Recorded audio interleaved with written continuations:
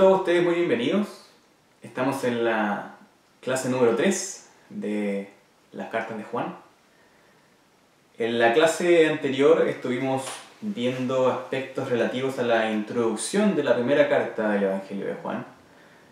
Vimos algunas cosas como lo que son las fechas de Juan, sus destinatarios, su contexto histórico, y gran parte de la clase nos centramos en lo que fue este enemigo, esta corriente filosófica, esta perversión de la palabra del Señor, a la cual llamamos gnosticismo, y vimos mucho detalle respecto a esta corriente, las implicancias que tenía dentro de la iglesia y cómo ésta nace a partir de hermanos que estaban dentro de la congregación y que luego se tuercen y comiencen a enseñar verdades torcidas. Lo último que hablamos entonces tiene que ver con el gnosticismo, tiene que ver con esta corriente filosófica, y vimos ahí algunos aspectos distintos, cómo impactaba la figura de Jesucristo, su deidad, y cómo se dividía a la vez en diferentes otras corrientes. En la clase de hoy, que es la clase número 3, vamos a ver otros aspectos introductorios del libro de Primera de Juan. Esta vendría siendo la segunda clase introductoria a Primera de Juan. Y aquí quiero detenerme un poco en hacer hincapié en el hecho de que vamos a leer un libro que tiene un contexto, que tiene ideas, que está atacando, como vimos en la última clase, filosofías.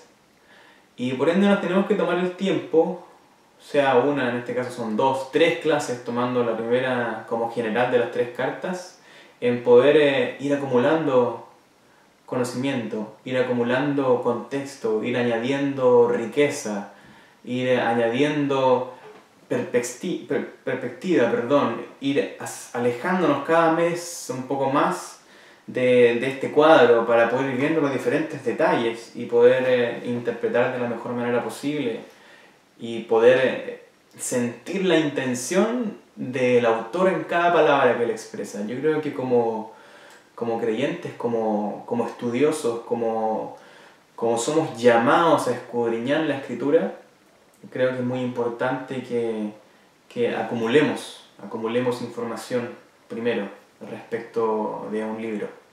Y es por eso que le damos tiempo a esto, es por eso que nos tomamos el tiempo de poder dar el contexto necesario, dar la información necesaria, a fin de que cuando tú y yo leamos este libro por segunda, por tercera, por cuarta, quinta vez, lo leamos con otros ojos.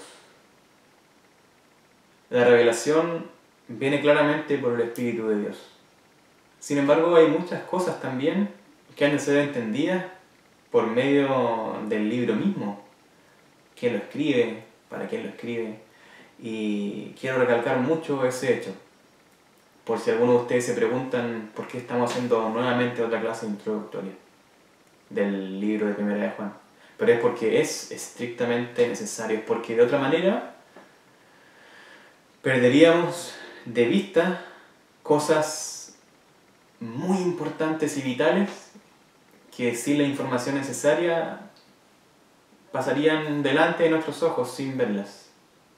Creo que en la última clase quedó muy claro que cuando tú y yo conocemos el contexto, las ideas, la filosofía, los problemas que habían alrededor de la iglesia, qué cosas estaban enfrentando estos hermanos, es que comenzamos a ver cómo el autor está enfrentando muchas veces de manera directa y frontal ideas que se están propagando, ideas que se están hablando, ideas que personas están enseñando.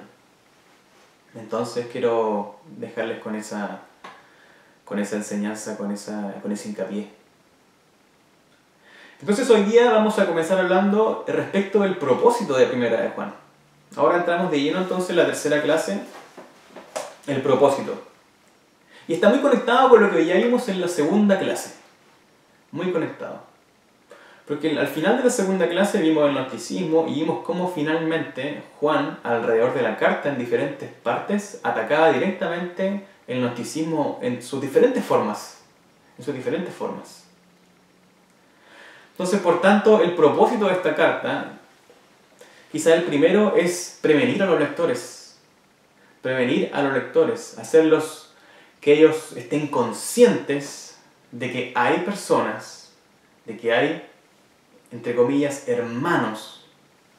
Personas que quizás para muchos de ellos son personas con carisma, con una trayectoria, que están enseñando doctrinas contrarias a lo que Jesús mismo enseñó y lo que los apóstoles retuvieron y mantuvieron y enseñaron.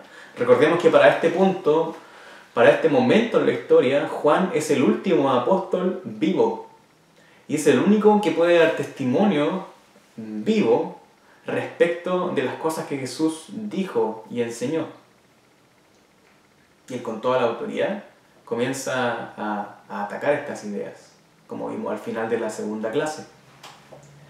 Entonces, en primer lugar sería el propósito prevenir, apercibir, hacer conscientes a los hermanos de las diferentes iglesias del Asia Menor, como vimos los destinatarios anteriormente, de estos falsos maestros, de estos hombres que tenían una doctrina gnóstica del cristianismo, que mezclaban el cristianismo con ideas gnósticas. Eso entonces sería en primera instancia. Pero Primera de Juan no es solamente una carta que ataca ideas, no es solamente una carta que va en contra y expone las doctrinas erróneas. Primera de Juan es también una carta que alienta y anima y llama a mantenerse firme a estos hermanos que están bajo esta influencia, que están bajo esta doctrina, que están bajo estas enseñanzas. Exhorta a mantenerse firmes a la fe cristiana, Juan, que han recibido y a cumplir conscientemente los deberes que surgen de ella. Cuando nos sumerjamos de lleno, cuando vayamos a bucear en la primera carta de Juan, nos vamos a dar cuenta que es una carta eminentemente práctica, muy pragmática, es de ideas cortas, precisas, pero que inmediatamente involucran una acción y que por ende involucran una decisión nuestra, un movimiento, un cambiar. No es solamente una exposición de ideas y una argumentación que pareciera no tener fin para ver después preguntarse en qué momento hay algo que hacer. No, sino que Primera de Juan es una carta muy dinámica, en donde Juan comienza a exponer ideas, exponer doctrina, recordar muchas cosas que ya él había enseñado previamente en el Evangelio de Juan y las comienza a exponer a los hermanos. E inmediatamente se desprenden muchas cosas prácticas de cada una de esas ideas. Entonces tendríamos un propósito doble. Por una parte, hacer consciente a los hermanos respecto a estos falsos maestros, exponer sus ideas y hacerles ver el peligro que corren si es que ellos reciben esas ideas perversas que contradicen la palabra del Señor, y por el otro lado también animarlos a que se mantengan firmes en esa fe, a que se mantengan firmes en esa doctrina que han recibido por medio de los apóstoles, en este caso por medio de Juan. Pasamos entonces a otra sección importante cuando siempre uno ve un libro y que tiene que ver con los temas teológicos que el libro trata. Es importante quizás ver este tema. ¿Por qué? Porque tú y yo a priori, cuando leemos un libro, no sabemos lo que se va a hablar. Es más, cuando lo estamos leyendo una, dos, tres veces, quedamos con una idea, una noción básica de lo que habla. Pero distinto es cuando alguien que ya ha leído este libro muchas veces, y que son las personas que hacen comentarios y hacen introducción al respecto de estos libros, nos dicen, hay ciertas palabras que se repiten tanta cantidad de veces. Y por ende hay un énfasis del autor en dicho tema. Es importante notar a veces esas cosas que tú y yo no estamos conscientes. Y por eso es bueno detenerse a ver los temas teológicos. ¿Qué temas surgen de aquí? ¿Qué cosas va tratando Juan? Entonces, primero notar que el tema principal de la primera carta de Juan, si es que pudiéramos darle una temática que es el corazón de primera de Juan, teníamos que decir que es un llamado. Y es un llamado a volver a los rudimentos, a volver a la base, a volver al sustento, a volver a la esencia misma del cristianismo. En definitiva es eso, si es que pudiéramos resumir en una oración, Primera de Juan es un libro que hace un llamado a poder volver y poder preguntarnos qué realmente es el cristianismo y qué implica. Importante lo que hace Juan en este libro. Un llamado a los fundamentos de nuestra fe, a volvernos a los rudimentos de la cristiandad. ¿Por qué resulta importante este tema? Porque pareciera ser que en el camino tú y yo vamos aprendiendo diferentes cosas y sin darnos cuenta terminamos en muchas cosas que bíblicamente resultan secundarias. Si miramos nuestro cuerpo humano, nuestro cuerpo está compuesto por diferentes órganos y hay algunos más nobles que otros, hay algunos más vitales que otros. De manera que tú y yo podemos vivir si nos cortan una mano, podemos seguir viviendo, pero no podemos vivir si nos cortan la cabeza, no podemos vivir sin un corazón. Hay cosas vitales y hay cosas no vitales, hay cosas primarias y hay cosas secundarias. Y a veces tendemos en el caminar a olvidarnos o a descuidar las primarias y centrarnos en las secundarias o terciarias o siguiendo en esa línea. Finalmente nos preocupamos por cosas menos importantes. Y es ahí el recordatorio constante. Es ahí el Señor, a través de este libro, Primera de Juan, trayéndonos, no importa la etapa que estemos viviendo, hey, recuerda que aquí hay cosas base, hay un sustento a lo que has creído. Hay ideas que no puedes descuidar, hay doctrinas que no puedes descuidar, que son totalmente básicas, pero no por ser básicas y elementales dejan de ser importantes. Otra cosa que es importante notar en Primera de Juan es el hecho de que para aquellos que no lo han leído y para aquellos que lo han leído, quizá habrán notado de que Primera de Juan es un libro bastante tajante, es un libro bastante, podríamos decir, absolutista, un libro que está basado más en certezas. No Pablo, sino que Juan. Juan cuando comienza a hablar, él habla respecto de certezas. Él habla de las cosas que son, como son, porque son la verdad, porque han sido enseñadas a él por medio de Jesucristo. Él no habla de conjeturas, no habla de opiniones, no habla de yo pienso que esto podría ser así, yo pienso que esto podría ser así. En otros libros, muchas veces en la Biblia y especialmente en la literatura paulina, nos damos cuenta de que Pablo en ciertas cosas, él dice, respecto a esto yo no tengo mandamiento del Señor, pero esta es mi opinión y la doy. Y es legítimo. Y tú puedes estar de acuerdo con Pablo o puedes quizás no estar tan de acuerdo con Pablo. Pero es palabra del Señor finalmente. Pero Pablo expresa una opinión dentro de su mismo libro. A eso es lo que quiero ir. En el caso de Primera de Juan no es un libro donde él exprese mucho como una opinión de que sí, puede ser o no puede ser. O escúchame si es que quieres, puedes aceptarlo. O si es que no, analízalo y piénsalo, reflexiónalo. Y si es que estás de acuerdo conmigo, hazlo así. No. Primera de Juan es un libro que plantea verdades absolutas. Primera de Juan es un libro que no da espacio a conjeturas, a opiniones, a divagar entre una cosa y otra. Juan es muy claro en Primera de Juan, valga la redundancia. Él es muy claro en su discurso, en su exposición de ideas. Y eso es algo que tú y yo tenemos que tener claro cuando leamos Primera de Juan. Ojalá antes de leerlo, y si lo hemos leído, leámoslo de nuevo, teniendo en mente de que Juan tiene esta forma de escribir esta carta. Él enfrenta los problemas de esta forma. Entonces él expresa el carácter absoluto de las doctrinas cristianas básicas de una manera simple, en términos simples. Primera de Juan no es un libro complejo de entender. El razonamiento o la línea, el conducto principal de idea que Juan quiere manifestar no es algo difícil de comprender. No es algo que se nos escape de nuestra capacidad de entender, como muchas veces lo son los libros de Pablo, en este caso, que a veces son más complicados. No es el caso en Primera de Juan. Primera de Juan es más bien un libro que habla con sencillez. Tenemos un tono cálido, tenemos un tono paternalista de parte de Juan. Vimos que él está en sus últimos años, por ende él es un hombre en entrada en edad, un hombre paternal, que habla mucho respecto de sus hijos, dice hijitos míos, hijitos míos.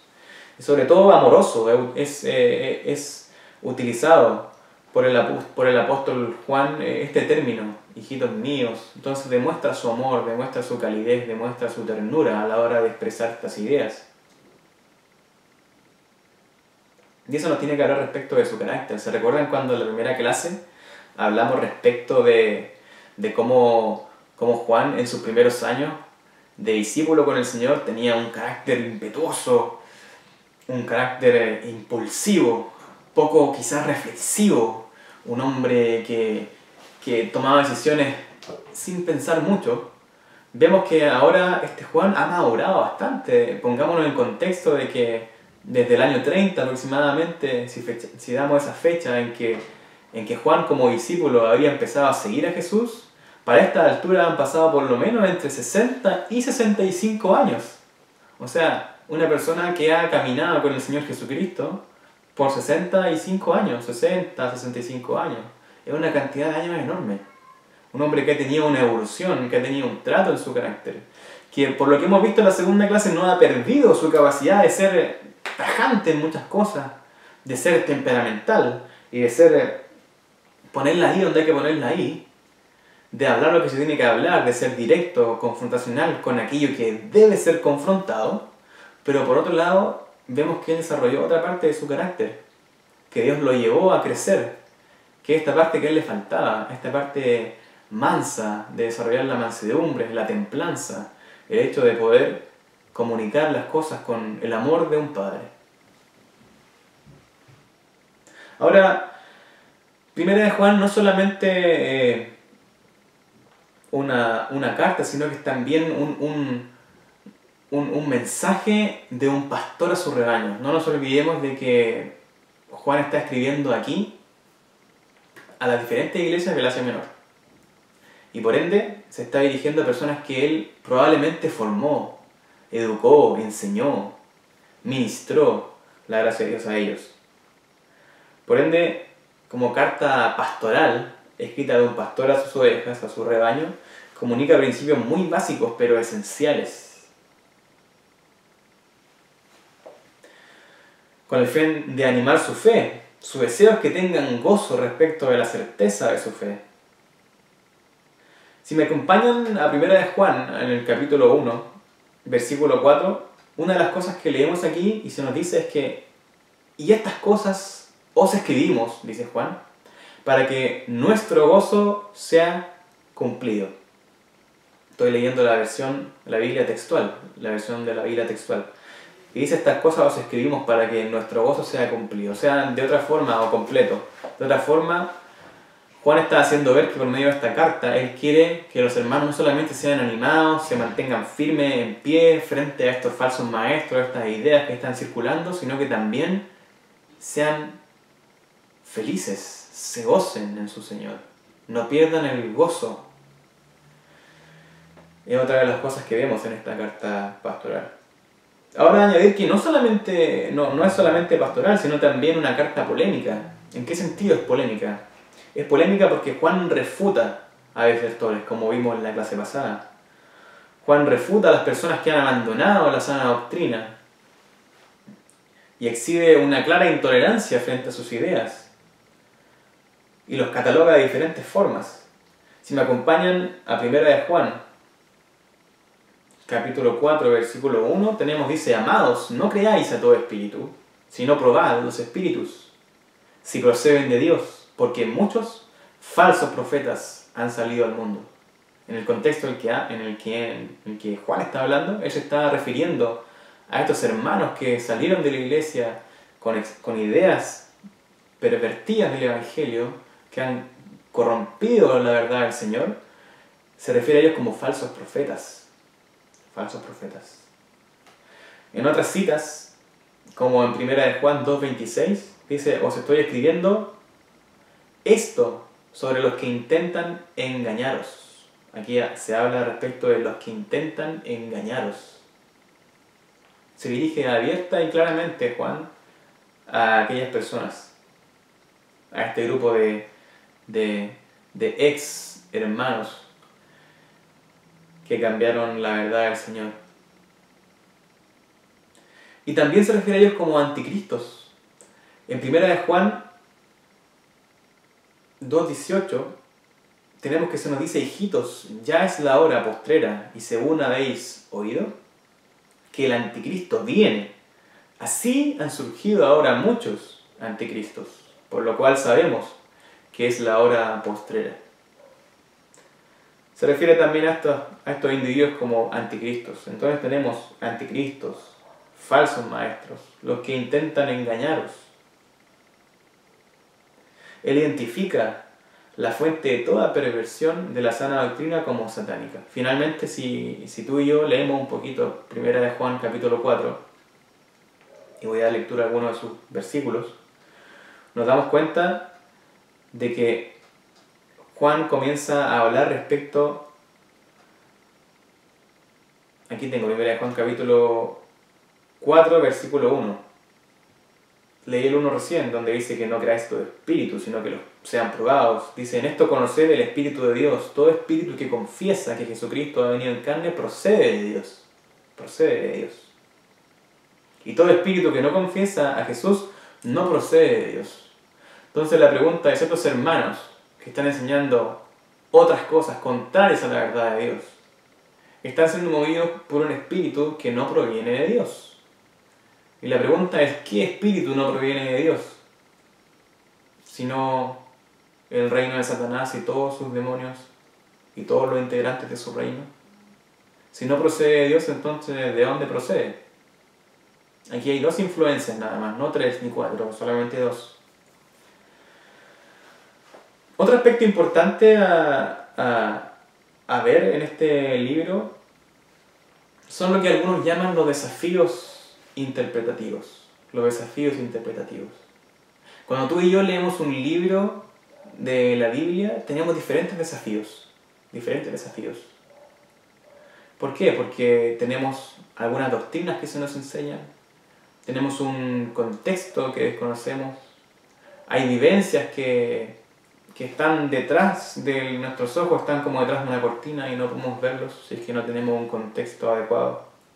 Tenemos una forma también y un estilo en que el autor se expresa y plantea sus ideas.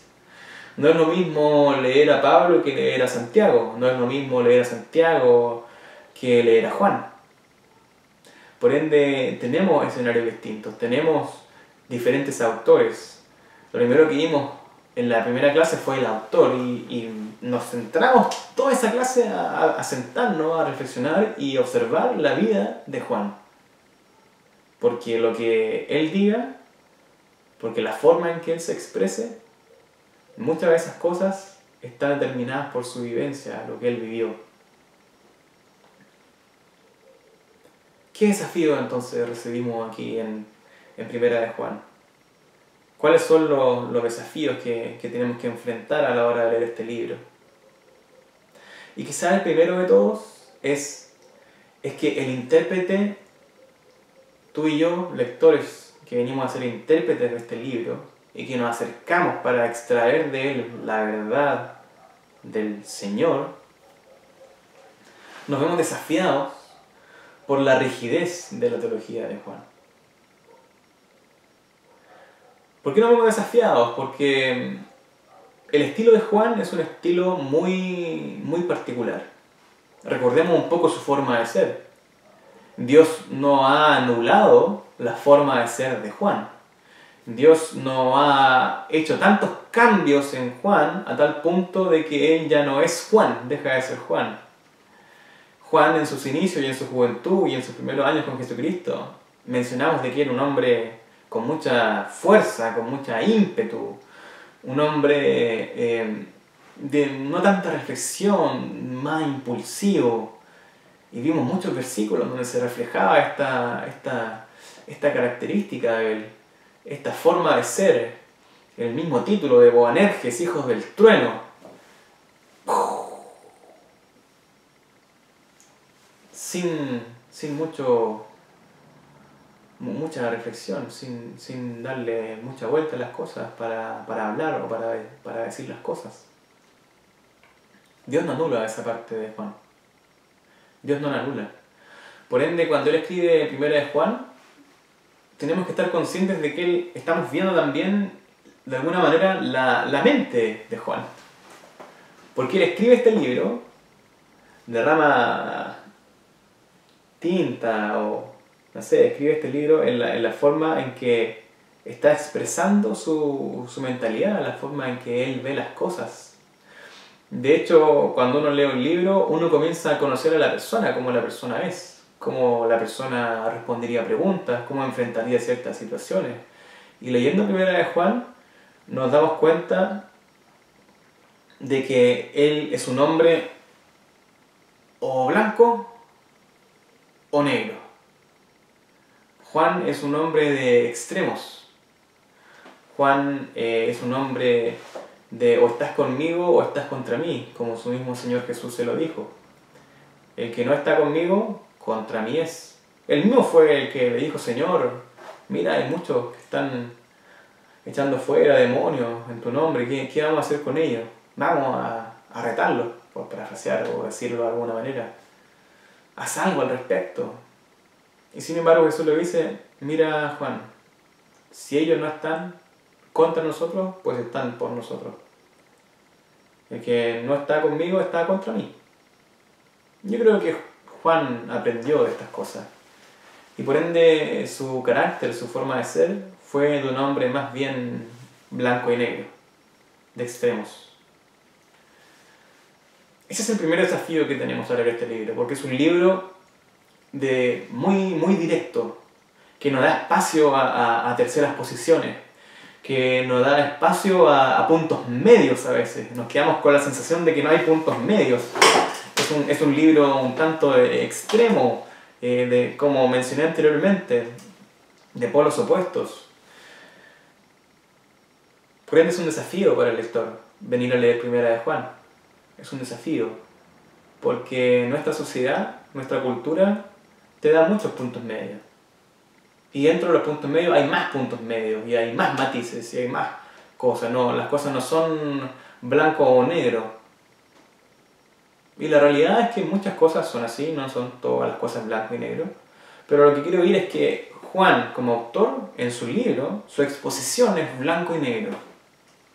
Porque él está tocando no minucias, ni doctrinas secundarias o terciarias de la palabra del Señor. Él no está hablando respecto de detalles como cómo llevar a cabo la Santa Cena, cómo se debería hacer, qué ceremonia hacer. Esas cosas, quizás para ti y para mí, podrían ser cosas secundarias. Lo importante sería hacerlo, cumplir el recordatorio del Señor. Pero sin embargo, Primera de Juan habla respecto de cosas básicas. El volver a los fundamentos de nuestra fe cristiana y por ende sus implicancias. El hecho que tú creas en el Señor, que tengas tu fe en Jesucristo, te tiene que llevar a otras cosas. Y eso es lo que Juan hace en Primera de Juan. Eso es lo que él hace constantemente. Presenta ideas, presenta cosas muy cortas, oraciones cortas, pero que tienen grandes implicancias. Por lo tanto, es la rigidez de la teología de Juan un desafío para nosotros. Es esta rigidez un desafío para nosotros en una sociedad que es más bien de muchos colores y de mucha variedad. No es solamente blanco y negro, hay muchos intermedios. Por ende, es un tanto difícil y chocante quizás para el lector occidental leer Primera de Juan. Existen una gran cantidad de términos absolutos, no relativos. Aquí no hay relativismo para Juan. Las cosas, puede ser, no puede ser, no, eso para Juan no. En lo que él está hablando, los problemas que está enfrentando, las cosas que él quiere tocar, para él no hay puntos medios, entre comillas. Para él no hay cosas relativas que puedan ser o no puedan ser. Él habla de cosas absolutas. Absolutas. Y aquí un contraste. Pablo, por ejemplo, en sus escritos, él expresa muchas cosas, pero también plantea excepciones a la regla. Excepciones a la regla. Plantea el problema, pero también plantea de alguna manera la solución. ¿Cómo se soluciona? ¿Qué pasa con aquel que falla? ¿Qué pasa con aquel que peca? Ejemplo de ello, por ejemplo, en Romanos, Pablo cuando habla respecto de la carne y el fruto de la carne, él dice, más si por el Espíritu hacéis morir las obras de la carne. Está dando una solución.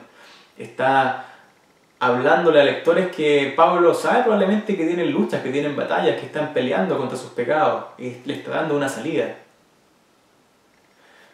El estilo de Pablo es distinto. El estilo de Pablo es distinto. Él de alguna manera trata mucho con el fracaso de los creyentes a la hora de cumplir el estándar divino. Y por ende, Pablo en sus argumentos y en la exposición de sus cartas, de las epístolas paulinas, tenemos que él va viendo los casos también. ¿Qué pasa con esto? ¿Qué pasa con acá? ¿Cuáles son las implicancias si yo fallo en esto, si desobedezco al Señor? Y dar también una solución. Pero ahora, si nos vamos a Juan como autor, Juan es distinto. Juan no trata con los problemas que surgen, por ejemplo, al preguntarse, ¿y qué pasa si fallo? ¿Qué pasa, Juan? Si el lector, por ejemplo, lee Juan y le dice, Juan, ¿qué pasa si yo no hago esto? Juan no te da una respuesta clara. Juan lo que hace es decirte, esta es la verdad, esto es lo que implica, esto debes hacer. No se preocupa de ver qué pasa si no lo haces, o cuál es tu salida si es que no lo haces. Y no porque no le interese a Juan resolver esos problemas, sino porque la carta, la cual está él escribiendo, tiene un propósito, tiene un fin. Que no está en tocar esos puntos, que para él quizás son secundarios. Él quiere establecer el fundamento, y el fundamento no puede ser relativo. El dogma cristiano no puede ser, sí, puede ser o no puede ser, el dogma cristiano es simplemente. No puede estar o no estar, o cambiar, no, pero es que bajo este matiz esto no. El dogma no se tranza, y lo que Juan está tocando en su carta tampoco es transable. La única excepción que podríamos ver en Primera de Juan es quizás el capítulo 1. Perdón, el capítulo 2, en el versículo 1 y 2. Si vemos esos versículos, nos damos cuenta de que él está diciendo ahí, dice, hijitos míos, estas cosas os escribo para que no pequéis, y si alguno peca, abogado tenemos ante el Padre, a Jesucristo el justo, el cual es también la propiciación por nuestros pecados, y no solo por los nuestros, sino también por los de todo el mundo. Este es quizás el texto en donde Juan es la única oportunidad, la única excepción a la regla, en donde él da como una salida, trata un problema. Porque en el fondo, ¿cuál es el problema? El pecado, que tú y yo pecamos, que tú y yo fallamos, que tú y yo erramos al blanco. Pero Juan aquí se detiene y da una respuesta, da una salida y dice, sí, pero si has pecado, si alguno peca, tenemos Paracleto, tenemos abogado, tenemos alguien que va a estar con nosotros, tenemos una salida, una solución ante el Padre, a Jesucristo el justo. Este es quizás es de hecho la única excepción a esa regla.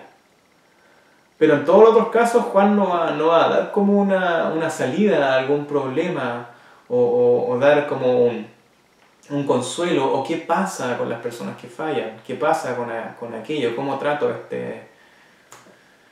esta infidelidad de mi parte. No, Juan no se detiene en eso, es más dinámico, trata otros temas.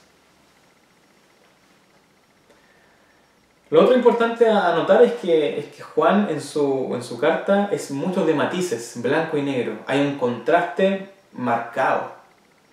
Un contraste marcado. Muchos ejemplos tenemos de eso y por tiempo no podré detenerme en las diferentes citas, pero ustedes pueden ver, voy a mencionar algunas de ellas. En primera de Juan 1.5, 1.7 se nos habla del contraste entre la luz y la oscuridad. Tenemos este contraste de dos realidades opuestas. Tenemos por un lado la luz, la oscuridad. Tenemos por un lado la verdad y la mentira. En primera de Juan 2.21 y 22 y primera de Juan capítulo 4 versículo 1. Tenemos también el contraste entre los hijos de Dios y los hijos del maligno. En primera de Juan capítulo 3 versículo 10. Estamos llenos de contrastes, ideas opuestas. Es un recurso que Juan utiliza para demarcar sus ideas y que evidencian esta polarización, estos polos opuestos, este fin del relativismo y inicio a un absolutismo. Aquí hay dos polos, o estás en uno o estás en el otro. No hay puntos medios. Estos son algunos de los desafíos que tenemos que estar conscientes. Ideas que nos pueden chocar respecto de Juan y su exposición, pero que tenemos que incorporar en nuestro pensamiento a la hora de enfrentar este libro, saber a lo que vamos, con lo que vamos a lidiar.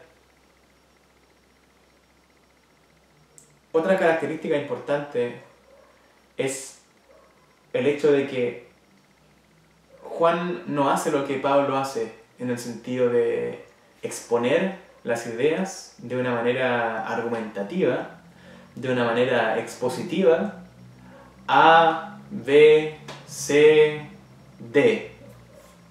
Pablo, por ejemplo, en sus cartas, su característica es que él dice, si como pasa esto, tienes que hacer esto, y por ende esto implica esto, y después de esto pasa esto, es lineal, es lógico, es muy racional, es muy explicativo.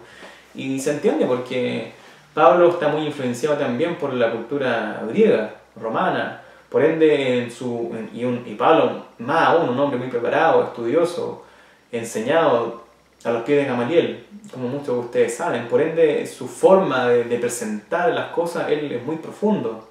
Y los argumentos que da, comienza a explicar las cosas desde el punto cero y empieza a construir una estructura de argumentos, de verdades que implican otras cosas y que estas verdades implican otras y esas implican otras. Y va creciendo. Un ejemplo muy claro es el libro de Romanos, por ejemplo. El libro de Romanos parte hablando de la condición del hombre, en Romanos capítulo 1, de la naturaleza del hombre, de cómo está dejado a Dios. Ya, ¿y qué pasa con eso? Bueno, pasa de que la justicia de Dios, la ira del Señor, se revela contra el hombre. ¿Y qué pasa después? Bueno, es que pasa que la justicia de Dios se ha manifestado. ¿Cómo se ha manifestado? Se ha manifestado de esta manera, a través de su Hijo. ¿Y qué pasa con esto? Bueno, pasa que con la justicia... Y sigue argumentando y sigue acumulando y construyendo conocimiento, construyendo revelación, construyendo claridad. En el caso de Juan no tenemos eso. En el caso de Juan es más bien distinto. El caso de Juan es más bien una repetición de temas, es una espiral. Él da vueltas en torno al mismo tema.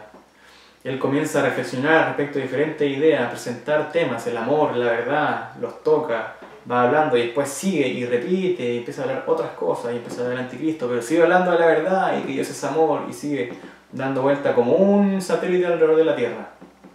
Eso es un recurso, una figura literaria que es llamada amplificación en la retórica también, que tiene que ver con, de alguna manera, repetir las cosas de diferentes formas, pero ir añadiendo y va creciendo. Es como algo que va dando vuelta y cada vez el radio va aumentando, cada vez va dando una vuelta más grande, hasta que va creciendo y aumentando y añadiendo diferentes detalles, diferentes cosas que no se mencionaron antes, hasta que después tú y yo quedamos con una estructura de conocimiento distinto, totalmente distinto al 1 más 1, 2, 2 más 2, 4 de Pablo, que es más lógico, más lineal. Esto es espiral, se repite, se amplifica, se va repitiendo el mensaje. Eso es entonces la clase del día de hoy. Clase número 3, le doy mi correo electrónico a mis alumnos. Mi correo electrónico es eliac.norambuena@gmail.com para que puedan hacer llegar sus cuestionarios que voy a enviar de esta clase número 3. Que Dios les bendiga.